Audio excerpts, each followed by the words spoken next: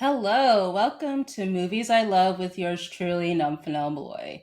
It has been a while since I've made this type of video because I've been busy with other stuff, but regardless, it's great to be back. And this one will be a fun one to talk about, which is Bad Boys 1 and 2.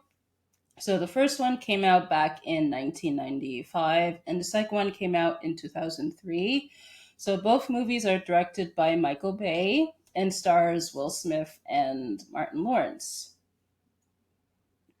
So let's get to it. So reasons why I love these movies. So the chemistry between Martin Lawrence and Will Smith, obviously, because clearly they work well together.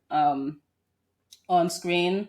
I don't know if they knew each other prior to filming the first movie, but just regardless, like whatever they did, it just works on screen. Like you can really tell, like with their scenes together throughout those movies, like such as when in the first one, when they are like in the car at one point, where they're kind of telling each other off. That's yeah fun, and also too with the second one towards near the end when they are in the conference room together after learning Sid has been in Cuba and all this stuff. I love that moment when they are consoling each other, and then Mike is like "bad boys for life" and all that stuff. So yeah, even though like they do clash at times with the characters, which is part of the chorus, but also too I love how they're able to have the heart to heart moments, and then while also to displaying their comedic chops as actors. And yeah, another scene from the second one I just remembered with Reggie when Reggie comes to take Megan out on a date. It was just hilarious how both of them were taunting Reggie. I felt bad for Reggie at the end, but I mean, they are bad boys, so can you blame them? So, also, too, what I like, let's talk about Michael Bay. So, yeah, Michael Bay, as I mentioned, he directed both of those movies, and clearly his trademarks are all over these movies. Mainly in the second movie, which you could tell he has used throughout his filmography.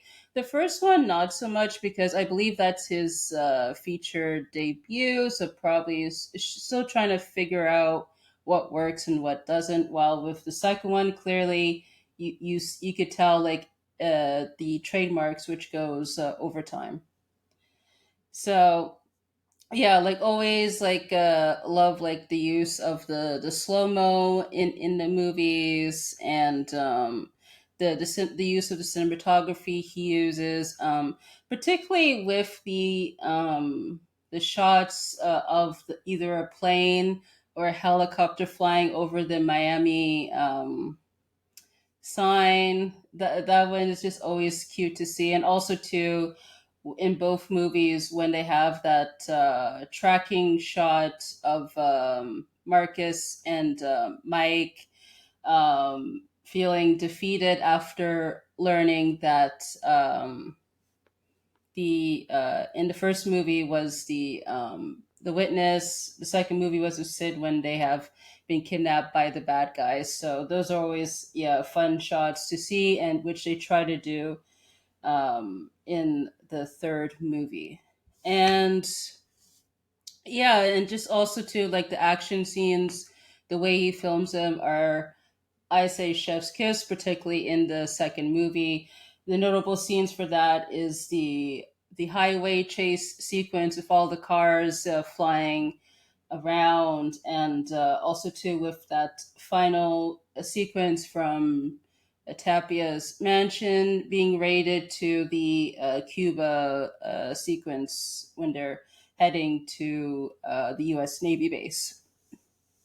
And yeah, even though like with Michael Bay, his style could be very hit and miss for some people, at least it works like for these movies, which is why they're always like entertaining for me. So even though like his movies in general could be very like hit and miss, at least like when it comes to certain aspects, like particularly the action stuff, those ones never disappoint you. And I love how these movies, yeah, they utilize the element of the body cop genre. I wouldn't say like they reinvented the genre, but at least like they use like the elements well to not pay homage, but at least to do it justice, I suppose. And also too, I enjoyed the supporting characters. So we have the Teresa as Marcus's wife. She's always fun, even though she's not in it that much. I would say the second one not in much, but the first one has a bit more of a prominent role. She's always just great. And yeah, Captain Howard. Of course, he's like fulfilling like the angry captain trope. And I always just wonder every time, like when like he's shouting at them, like is he gonna get a heart attack? But yeah, he's just great to see.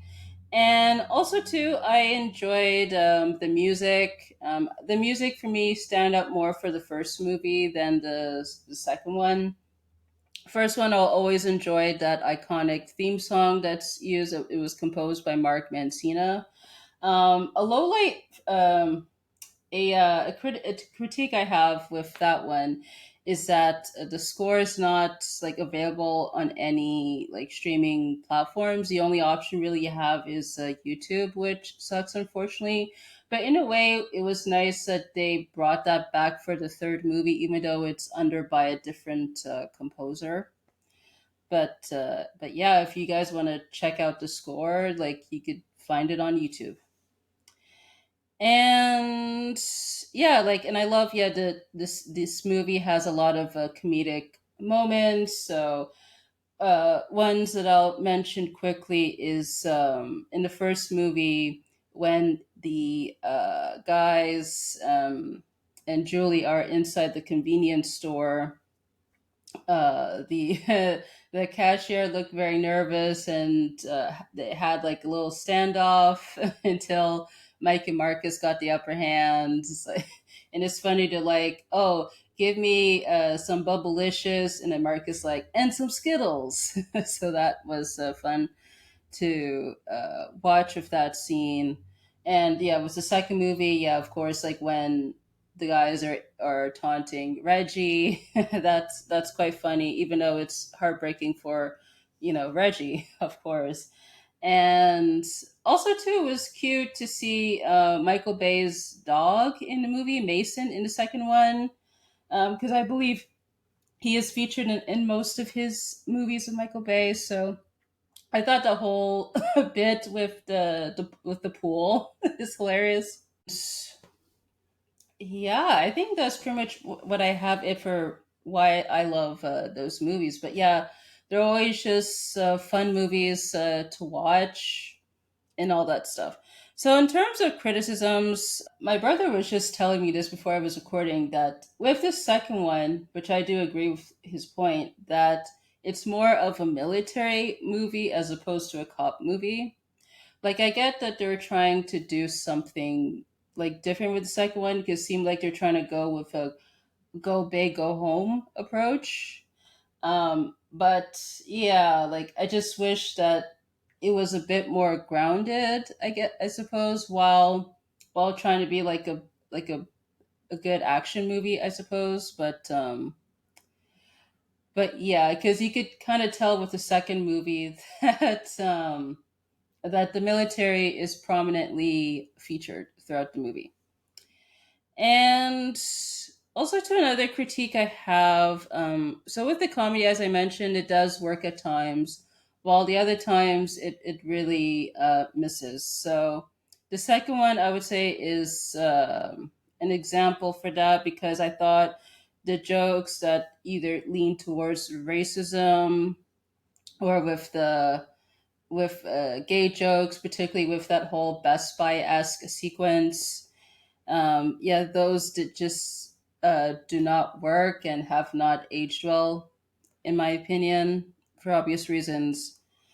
And yeah, I think it's because the second one, they really leaned heavily towards the comedy, which does not work at times, even though, like, I get, that they want to be entertaining and all that stuff, and really use Martin Lawrence and Will Smith's comedic chops and all that stuff, but it just didn't work out at times with some of the jokes. Um, Also, too, let's talk about the villains. So the villains overall, like, they're fine in both movies. I would say, like, the second one, I would say, is more of a believable villain than the first one, because with Tapia, like, he's more of like a mafia type of villain, while, like, with Boucher, like, we don't really know much, like, about him, except he's trying to do this big drug deal and all that stuff, and he and with the first one, I just remember this point, that the villains are very loud with their actions, though, because, for example, when the bad guys try to uh, go to Julie's house, like, early on in the movie. It was hilarious that they shot through the door with the shotgun. They were very loud, like, with the guns and all this. I've just wondered, like like, what about the neighbors, though? Like, aren't they going to hear all this stuff? Because, especially since I bring that up, because they, with the bad guys in the first movie, they tend to eliminate the, like, any witnesses and all that stuff. So I just thought with that part with the first movie just didn't quite work. But even though it's entertaining film in its own right and all that stuff. And yeah, the music for the second movie just did not work for me, for the most part. I think also, to learning the fact that with Diddy is a consultant, was a music consultant for this movie, it just does not really age well. And you can really tell, like, with the songs, that he was all over that. So, which, yeah, it's not easy to listen to these days, given the stuff that has been put out there. And I think that's it, what I have for criticisms. So I want to talk about the franchise of this movie. So I want to talk briefly about LA's Finest. So LA's Finest is a spin-off. I think that aired, what was it, for Spectrum channel or something? I think for me, I was able to see it on Netflix. I think also too CTV aired it. So that one had Gabrielle Union's character Sid. She, as she moves to LA and becomes a cop there with Jessica Alba. And honest, I watched the first season, and honestly, the first, it was just terrible. Because I just don't know, like, what was going on there with that show. Because I just felt like it would have been better, let's say, if they had Sydney be like a private investigator, where she tries to solve crime. She didn't have to move to LA. She could have, stayed in Miami. If And also, too, at the end of the second movie, it seems like her and Will Smith got together. And then all of a sudden with this show, it's like, yeah, we're no longer together. There's no explanation why and all that stuff, at least as far as I seen. I don't know if they explained it in later episodes, but I could care less since that show got canceled. So I just felt like, yeah, it's fine, like, to have, like, a spin-off show, but how they execute it was very poor. And let's get into the third movie. So originally, I was going to talk about the third one in addition to this the other two, but I decided not to, because how I feel about the third movie is that I appreciate the efforts in terms of trying to make it more personal in terms of the bad guys pursuing Will Smith's character, but I don't know, something just rubs me off the wrong way with that movie. I can't really put my finger to it. I don't know if it's because of the different directors they have, which I can't remember the names off the top of my head right now, but it just feels different. I don't know, and also too probably because of the way it's shot and all that stuff. But yeah, I don't know. It's just something feels off about that movie. I just can't really pinpoint what it is, but I do appreciate it tries to make it personal and all that stuff. And maybe too, like I've seen some people comment that it tries to lean heavily towards the nostalgia of the previous movies. Because I felt as though, yeah, I would agree with that point that they should have tried to just do its own thing without tying to the past, because the fact that the bad guy is the son of Will Smith's character, I'm like, okay, but did we have to tie it into the first movie? I'm just like, no, we do not need this. So, yeah, that's pretty much my thoughts on the third movie. And there's the upcoming fourth one, Ride or Die, which I have not seen yet.